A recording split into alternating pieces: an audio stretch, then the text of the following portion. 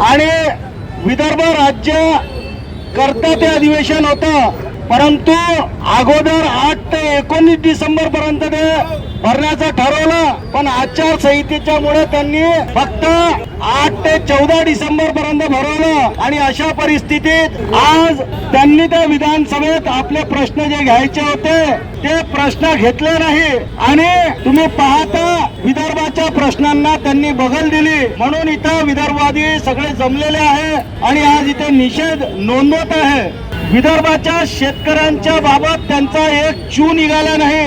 विदर्भाच्या बेरोजगारांवर त्यांनी लाठीचार्ज केली।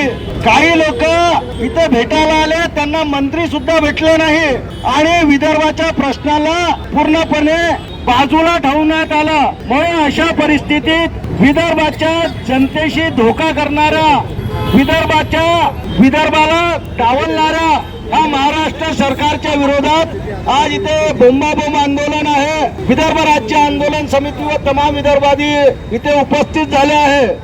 इथे अरुण भाऊ केदार, गणेशजी शर्माजी, सुनील भाऊ चोखारेजी, नरेश भाऊ निमजे, चंद्रशेखरजी पुरी आणि तमाम इथे विदर्भवादी इथे उपस्थित झाले।